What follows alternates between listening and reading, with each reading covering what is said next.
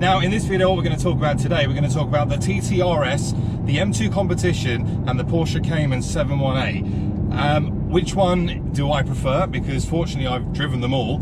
And also I'm going to give you a little bit of an interior overview of this car and an exterior overview. So if that's something you're interested in, then please do stick around. And if it's the first time you are here, then make sure to subscribe for plenty of automotive content. I do this every week, twice a week. And if you like vlogs, reviews, events, press trips, road trips, then get involved, press subscribe. It really does help the channel. So let's first start around this TTRS. So I have lived with this car now for 7 days. In fact, it goes back tomorrow to Audi. Reluctantly, it goes back tomorrow to Audi because I have very much enjoyed my time with this car. I absolutely love this thing. I mean, this thing is a 2.5 litre 5-cylinder engine producing 400 PS, a 0 to 60 time of 3.7 seconds. I mean, that in itself is just mind-blowing. It's so quick. But what is it like to drive in comparison to something like a BMW M2 Competition or the Porsche Cayman 718? Now, the main difference is obviously the fact that this is the four-wheel drive. It's a four-wheel drive platform, whereas the M2 Comp is rear-wheel drive, and so is the Cayman 718. However, this is a four-wheel drive Haldex system, and actually over the years Audi have got much better at what they do with these systems. For those who have driven old Audis will be familiar with the fact that some of the older models did understeer a bit, and I think that was I think a lot of it is based on the fact that most of the Audi cars are front heavy, with the fact they've got such a large engine in the front, and a four-wheel drive system just means that it just does understeer a bit. But this is the same thing. So this is a 2.5 litre engine, as I touched on before, and it is in the front, and it is a four-wheel drive Haldex system. So what's different? That sound is incredible. Well, the thing with this Haldex system is that Audi say that it can send up to 100% of the power to the rear wheels, which is really interesting as well, because I mean, it's obviously a very dynamic system in the sense that it will try and sense which wheel is losing traction, and as a result of that, then it will reduce the power of that and send it the other way. Very technical stuff. I'm not very familiar with it, to be honest, and I don't really need to be, thankfully, but I'm just going to tell you that because I think that's important. Something like an M2 Comp, which is purely rear-wheel drive. I mean, I've done this corner in an M2 Comp, and we all know what happened when I kicked it out here.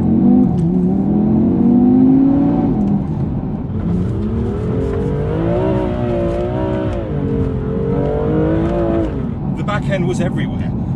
Obviously out of choice, I had in MDM mode, but you don't get that with the Audi. You get so much grip in this car. The four-wheel drive platform just sticks. It just sticks to the road, which I guess some people could turn around and say, well, I guess it takes away a bit of the emotion and a bit of the fact that the M2 is more of an event.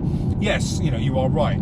I think you can get that with any rear-wheel drive car, but you can't take the fact that this is still a phenomenal car to drive, and I absolutely love it. The TTRS over the years has just got better and better and better, and my word, what they've created here for the 2019 model is on another level. Now, what about the Cayman 718? So just recently, in fact, you probably would have seen the video, although I wasn't allowed to film, I did drive the 718 Cayman GTS at the Porsche Experience Centre in Silverstone. And I was wowed by that car. It was brilliant. It was so good. It reminded me a little bit of the 4C in the sense that it's a rear-wheel drive mid-engine car, so it's very well balanced, and when you really kind of put your foot down, you still get untold amount of grip because of the fact that the engine's behind you. So they are three very separate cars. Now, the M2 Comp it's the S55 engine. It's one of the most fun cars I've driven for a long time, if I'm honest with you. The S55, same one as the M4, but less torquey, and it's a much smoother delivery in its power. And M2 does 4.2, I believe, to 60. So the TTRS is faster, which you would expect, because it is a four-wheel drive platform. But for me, I think the M2 is a little bit more fun.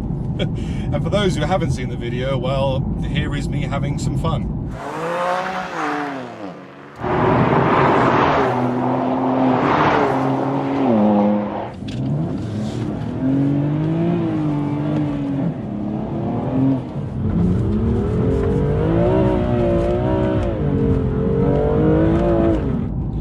with the Porsche, the Cayman 718 that I drove, what I found with that actually was that when the back did let go, it was a lot more snappy, and I think it's just the center of gravity is much more centered, and it can go left and right either way. But I did have a lot of fun, because I did say to the instructor that all I really want to learn for the next hour is just to learn a bit more car control and see kind of exactly what the 718 was like to drive, and it was brilliant. It was really, really good fun. So I guess it's a little bit of a flawed argument, really, because I think whilst all three cars are kind of in competition with each other, I think all three cars are actually pretty different, and they all do different things really, really well. Now, if I take, okay, M2 launch control, it's not going to be great. In fact, I don't even know if the M2 has a launch. Yeah, I think it does. But again, when you're competing against a mid-engine rear-wheel drive and a four-wheel drive platform, you're not ever going to really be able to put as much of the power down and propel yourself forward like you're doing something like this. The launch control on this car is by far one of the best launch controls I have ever experienced. It is so quick. It isn't a snappy launch. It progressively releases the clutch and just sends you off so quickly.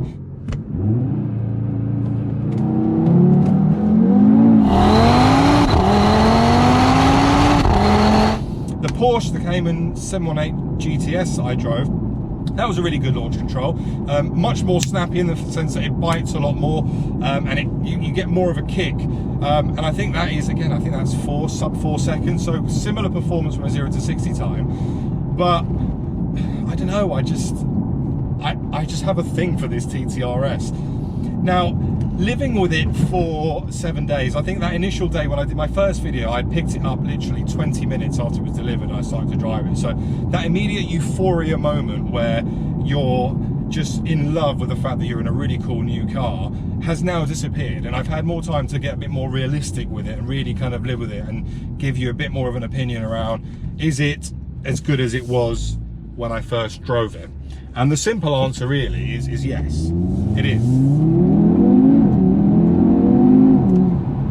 I will never get tired of the noise, ever. I think that 5-cylinder engine just sounds superb.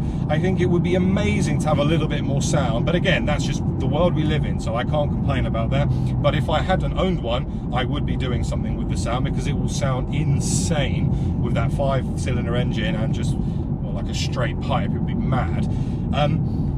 But to drive with and live with as a daily car, it's very impressive. There are limitations to it though.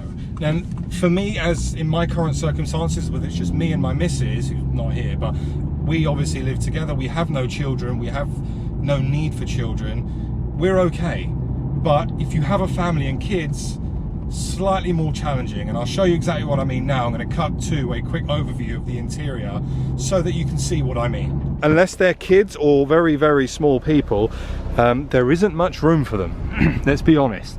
So you can see how I sit. So I sit quite far back. I am quite tall. I'm about 6 foot tall, and my seat is pretty much all the way back, which means really there is no space for anyone in the back. If you have a dog or a small child, they can go in the back here, and my passenger seat is also there. So I guess if you kind of compromise on the comfort for the passenger, you could probably get somebody in the back of this. But the other part is, because of the way the TTRS is, or the TT in general, it has that kind of slant, sloped down back to give it the look it has. And obviously as a result of that means, if you look, you can see that there's also a risk actually of somebody's head getting smacked on the top of the glass, which is why Audi have actually, they've even gone and put a watch your head sticker. There you go. But apart from passengers, the boot space is brilliant. It's a very deep boot, you probably see here, and obviously you can fold the rear seats forward, and if you do that, then you get a massive sized boot, which you can fit a good number of luggage in. So really and truly what you could do is compromise the rear seats but have a massive boot.